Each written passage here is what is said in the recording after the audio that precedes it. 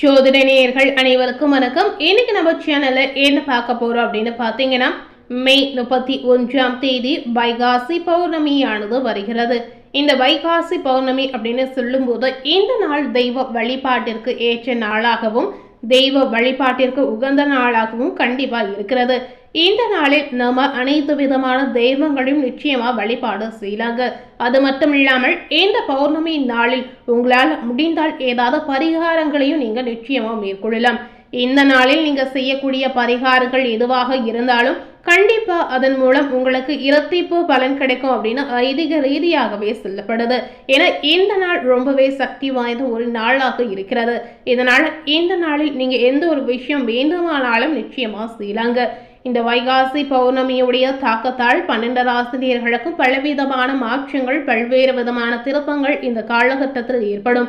So அந்த வகையில் கும்பம் ராசினியர்களுக்கு என்ன பலன் கிடைச்சிருக்கு அப்படிங்கிறத நாம இந்த வீடியோ மூலம் தெரிந்து கொள்ளலாம்.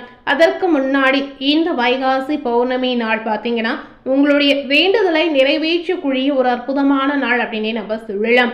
அதாவது உங்களுடைய மனதில் எந்த வேண்டுதல் இருந்தாலும் கண்டிப்பா நீங்க இந்த ஒரு விஷயத்தை மட்டுமே செய்தீங்கன்னா நிச்சயமா நிறைவேறும் அப்படின்னு சொல்லப்படுது.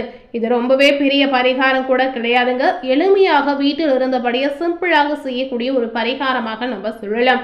சிம்பிளாக இருந்தாலும் இதற்கு சக்தி பார்த்தீங்கன்னா அதிகளவு இருக்கு அப்படின்னே நம்ம சொல்லலாம்.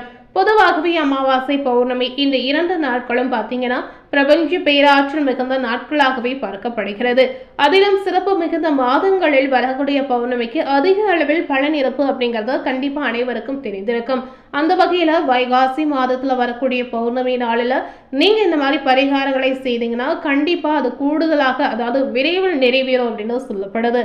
இந்த மாதம் ரொம்பவே ஒரு ஸ்பெஷலான மாதமாக இருக்கும்போது கண்டிப்பா இந்த பரிகாரங்களை நீங்க மேற்கொள்ளலாம். எப்பொழுதுமே பார்த்தீங்கன்னா விசாக நட்சத்திரமோ பௌர்ணமியோ ஒன்றாக செய்து வந்து வைகாசி விசாகமாக தான் நம்ம வழிபாடு இதுவரை செய்து வந்திருப்போம். ஆனா இந்த வருடம் பார்த்தீங்கன்னா விசாக நட்சத்திரம் முடிந்த பிறகுதான் இந்த பௌர்ணமி திதியானது தொடங்குகிறது. ஸோ அதனால உங்களுடைய வேண்டுதல் என்னவாக இருந்தாலும் இந்த ஒரு பரிகாரத்தை மட்டுமே மறக்காமல் பௌர்ணமி தினத்துல செய்திருங்க. ஸோ இந்த பௌர்ணமி வழிபாட்டில் நம்ம என்ன செய்யணும் அப்படின்னு பார்த்தீங்கன்னா, பௌர்ணமி தினத்தன்று காலையிலே எழுந்து சுத்தமாக குளித்து முடித்து விட்டு உங்க வீட்டு பூஜை அறையில ஒரு அகல் விளக்கை ஏற்றி வைத்து நெய் ஊற்றி வெள்ளை நிற திரையை போட்டு தீபம் ஏற்ற வேண்டுங்க. இந்த தீபமானது அஞ்சு முழுவதும் எரிவதை போல நீங்க பார்த்து கொள்ளணும். இதே போல உங்களுடைய வீட்டு சமையல் அறையிலுமே உங்களுடைய வீட்டின் வடமேற்கு பகுதியிலுமே நெய் தீபத்தை ஏற்றி வைக்கணும். இந்த 2 தீபங்களும் காலை 6 மணியிலிருந்து 7 மணி வரை முழுமையாக 1 மணி நேரம் எரிய வேண்டும். ஸோ இந்த மாதிரி விஷயங்களை இந்த பரிகாரம் செய்யும் பொழுது நீங்க பார்த்து கொள்ளுங்க. அடுத்ததாக அன்றைய தினத்துல நாம் அணியக்கூடிய ஆடைகள் என்பது வெண்மை அதிகமாக இருக்கக்கூடிய ஆடையாக இருக்க வேண்டும். ஏனென்றால் அன்றைய தினம் சந்திர பகவானின் ஆதிக்கம் அதிகமாக இருக்கக்கூடிய ஒரு தினங்க. ஸோ இதனால இந்த மாதிரி விஷயங்களை நீங்க பின்பற்றி வந்தீங்கன்னா கண்டிப்பா உங்களுக்கு பாசிட்டிவான விஷயங்கள் நடக்கும் அப்படின்னு சொல்லப்படுது. காலையில் இந்த தீபங்களை ஏற்றி வைத்த பிறகு ஒரு பிரியாணி இலையை முதல்ல எடுத்துக்கொள்ளுங்க. பிரியாணி இலை அப்படின்னா என்னன்னு கேட்டிங்கன்னா, நீங்கள் வீட்டில் சமையலுக்கு பயன்படுத்தக்கூடிய ஒரே ஒரு பிரியாணி இலையை இந்த பரிகாரத்திற்கு நீங்கள் எடுத்துக்கொள்ளுங்க. அந்த பிரியாணி இலையில உங்களுடைய வேண்டுதல் என்னவோ அது முழுமையாக நிறைவேற்றி விட்டதாக எழுதி முழு மனதோடு வழிபாடு செய்ய வேண்டும். வழிபாடு செய்துவிட்டு அந்த பிரியாணி இலையை சிவபெருமானின் படத்திற்கு முன்பாக வைத்து விட வேண்டும். இப்படி செய்வதன் மூலம் உங்களுடைய வேண்டுதல் விரைவிலே நிறைவேறும் அப்படின்னு சொல்லப்படுது. இதோடு மட்டுமல்லாமல் அன்றைய தினத்துல உங்களால இயலும் பட்சத்துல வறுமையில வாடக்கூடிய நேயர்களுக்கு தயிர் சாதம் போன்றவற்றை நீங்க தானமாக கொடுக்கலாம். இப்படி தருவதன் மூலம் சந்திர பகவானின் அருளை உங்களால எளிதில் பெற முடியும். அன்றைய தினம் மறக்காமல் குல தெய்வத்தையும் நீங்க வழிபாடு செய்வங்க. இதனால குல தெய்வத்துடைய அருளும் ஆசீர்வாதமும் உங்களுக்கு பரிபூரணமாக நிச்சயமா கிடைக்கும். இந்த பௌர்ணமி தினத்துல இந்த முறையில நீங்க வழிபாடுகளையும் வழிமுறைகளையும் பின்பற்றுவதன் மூலம் பிரபஞ்ச பேராற்றலை நீங்க விரைவில் பெற முடியும். வேண்டுதலையும் நிச்சயமா நிறைவேற்ற முடியுங்க. சந்திர பகவானின் அருளையும் உங்களால பெற முடியும்.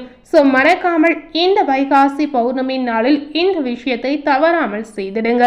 இந்த வைகாசி பௌர்ணமியுடைய தாக்கத்தால் கும்பம் ராசி நேயர்களுக்கு என்ன பலன் கிடைத்திருக்கு அப்படிங்கிறத நம்ம இதனை தொடர்ந்து பார்க்கலாம்.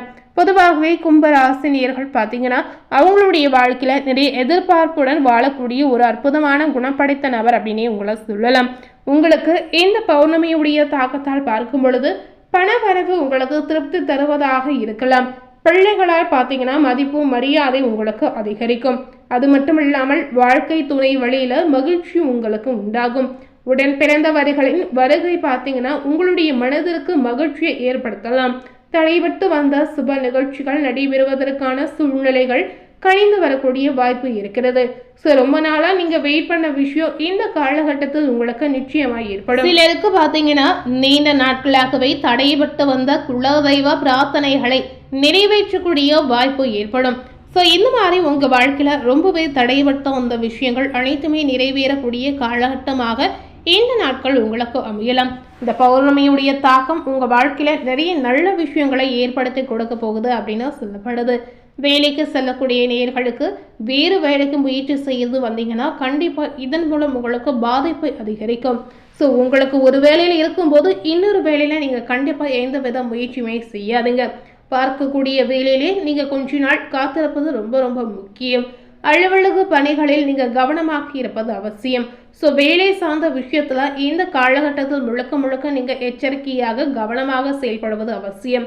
அதாவது எந்த ஒரு சிந்தனைகள் தோன்றினாலும் அதிலிருந்து நீங்கள் விடுபடக்கூடிய வாய்ப்புகள் இந்த காலகட்டத்தில் உங்களுக்கு இல்லைங்க. ஸோ இதனால் வேலை ரீதியாக அதிக அளவு எந்த ஒரு சிந்தனையும் நீங்கள் எடுத்துக்கொள்ளாமல் இருப்பது ரொம்ப ரொம்ப முக்கியம். வியாபாரம் பார்க்கக்கூடிய கும்பராசி நேயர்களுக்கு இந்த பௌர்ணமியுடைய தாக்கத்தால் பார்க்கும் பொழுது வியாபாரத்தில் கடுமையாக உழைத்தால் மட்டுமே விற்பனை உங்களுக்கு அதிகரிக்க முடியுங்க. ஸோ உங்களுடைய கடின உழைப்பை எவ்வளவு போட முடியுமோ அவ்வளவு இந்த காலகட்டத்தில் நீங்கள் முயற்சியை போடலாம். கடின உழைப்பிற்கு ஏற்ற ஊதியம் ஆதாயம் உங்களுக்கு நிச்சயமாக தேடி வரும். ஸோ இந்த மாதிரி விஷயங்களை நீங்கள் பின்பற்றலாம். சக வியாபாரிகளுடன் இணக்கமாக நடந்து கொள்ளுங்க.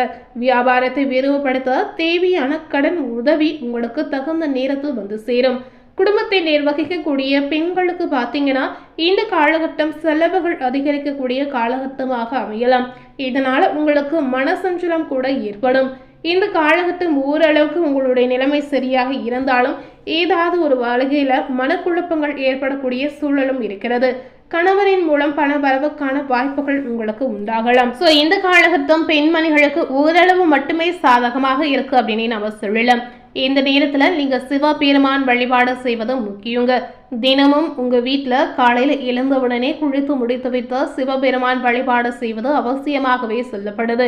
இந்த மாதிரி தெய்வ வழிபாடுகளை நீங்கள் மேற்கொண்டு வரும் பொழுது உங்களுடைய மனதில் இருக்கக்கூடிய குழப்பங்களாக இருந்தாலும் சரி, எந்தவித பிரச்சனைகளாக இருந்தாலும் சரி, அனைத்திற்குமே ஒரு முடிவு இதனால உங்களுக்கு கிடைக்குங்க. ஸோ முடிந்தளவுக்கு இந்த மாதிரி விஷயங்களை நீங்கள் பின்பற்றலாம். ஸோ இன்னைக்கு நம்ம சேனலில் மே 31 பௌர்ணமியுடைய தாக்கத்தால் கும்பராசினியர்களுக்கு என்ன நன்மை கிடைத்திருக்கு அப்படின்னு பார்த்துருப்பீங்க. மேலும் இது போல ஒரு புதிய தகவலை தெரிந்து கொள்ளணும் அப்படின்னு நினைத்தீங்கன்னா மறக்காமல் நம்ம சேனலை சப்ஸ்கிரைப் பண்ணி பக்கத்தில் இருக்கக்கூடிய பெல் பட்டனையும் மறக்காமல் ப்ரெஸ் பண்ணிடுங்க. தேங்க்யூ.